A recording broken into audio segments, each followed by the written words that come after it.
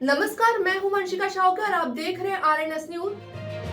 रायपुर में आज ग्रामीण एवं पंचायत विकास विभाग की प्रेस वार्ता आयोजित की गई, जिसमें विभाग के मंत्री विजय शर्मा ने अपने 2 साल के कार्यकाल का रिपोर्ट कार्ड पेश किया। उन्होंने कहा कि बीते 2 वर्षों में ग्रामीण विकास को केंद्र में रखकर कई महत्वपूर्ण योजनाओं को जमीन पर उतारा गया। पंचायत स्तर पर बुनियादी ढांचे को मजबूत किया गया, रोजगार के अवसर बढ़ाए गए और जन कल्याण योजनाओं का प्रभावी क्रियान्वयन सुनिश्चित किया गया। मंत्री ने स्पष्ट किया कि सरकार का उद्देश्य आत्मनिर्भर गांव का निर्माण है और आने वाले समय में विकास कार्यों की रफ्तार और तेज की जाएगी। मंत्री विजय शर्मा ने जानकारी दी कि बिहान योजना के तहत महिला स्व सहायता समूह को मजबूत बनाने पर विशेष जोर दिया जाएगा। हजारों महिलाओं को स्वरोजगार से जोड़ा गया।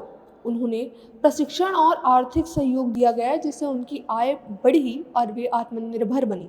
इसके अलावा लखपति दीदी योजना के जरिए ग्रामीण महिलाओं को आर्थिक रूप से सशक्त करने की दिशा में ठोस पहल की गई। योजनाओं के अंतर्गत महिलाओं को विभिन्न आजीविका गतिविधियों से जोड़कर उनकी वार्षिक आय 1 लाख रुपए से अधिक करने का लक्ष्य रखा गया, जिसमें कई महिला सफलता भी हासिल कर चुकी हैं। वहीं नियत नीला नार योजना के माध्यम से नक्सल प्रभावित और दूरस्थ ग्रामीण इलाकों में आधारभूत सुविधाओं का विस्तार किया गया है। इन क्षेत्रों में सड़क, बिजली, पेयजल, स्वास्थ्य और शिक्षा में जुड़े कार्य को प्राथमिकता दी गई, जिसमें ग्रामीण जीवन स्तर में सुधार देखने को मिला है। मंत्री ने कहा कि सरकार अंतिम व्यक्ति तक विकास पहुंचाने के लिए प्रतिबद्ध है। बार बार विषय आता है। सबसे बड़ी बात थी कि पिछला जब विधानसभा चुनाव होना था, उससे पहले एक बड़ा अभियान भारतीय जनता पार्टी के संगठन ने प्रारंभ किया था और मोर आवास मोर अधिकार रोक के रखे हैं अलनवा सरकार, ऐसे एक नारे के साथ हम लोग आगे बढ़े थे। मोर आवास मोर अधिकार जो आंदोलन बना था जन जन का, वह आंदोलन आज तक जारी है।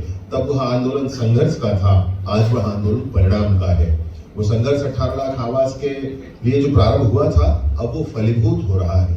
ये बड़े ही प्रसन्नता का विषय होता है राजनीतिक क्षेत्र में काम करते हुए। यदि आप किसी बात को उठाते हैं, मुद्दे को उठाते हैं, उस पर संघर्ष करते हैं और उसको परिणाम तक ले जाने का अवसर यदि आपको मिलता है, तो मैं सोचता हूँ कि जीवन में उससे बड़ा धन्य क्षण कोई और नहीं होता है, धन्य समय कोई और नहीं होता है।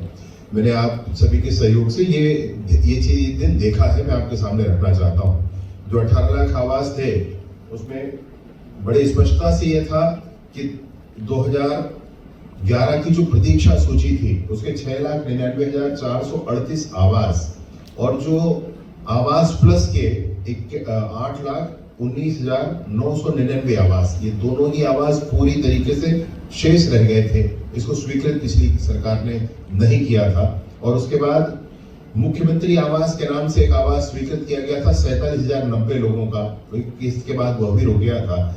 और 2016 से 23 के बीच में अनेक ऐसे आवास थे 2,40,215 जिनको स्वीकृत किया जाना था, परंतु एक आध किस्त के बाद वह भी पूरा रुका हुआ था। सरकार बनी माननीय विष्णुदेव साय जी की छत्तीसगढ़ में, उस समय अनेक राज्यों में सुप्रीम कोर्ट के निर्णय के आधार पर चुनाव कराने थे। वो चुनाव पंचायतों के होने थे, अनेक राज्यों में हो नहीं पाए थे। मध्य प्रदेश में तब 1 वर्ष से अधिक हो चुका था, चुनाव नहीं हुआ था। उत्तर प्रदेश में शायद अब तक नहीं हो पाया है और महाराष्ट्र में भी चुनाव अब तक ग्रामीण क्षेत्रों के नहीं हो पाए हैं। अनेक ऐसे राज्य हैं जहां नहीं हो पाए, लेकिन हमारे राज्य के इस विभाग ने तुरंत ही कोशिश करके सुप्रीम कोर्ट के डायरेक्शन के आधार पर ओबीसी आयोग का गठन करके ओबीसी आयोग के रिपोर्ट के आधार पर आरक्षण की व्यवस्था करके चुनाव संपन्न कराई।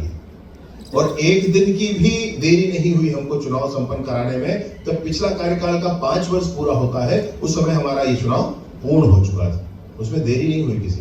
इसलिए अनेक राज्यों में जो काम नहीं हो पाया, जो मूल विषय होता है, जनप्रतिनिधि नए चुनकर आते हैं, गांव का काम शुरुआत होता है, वहां से ये काम शुरुआत हुआ।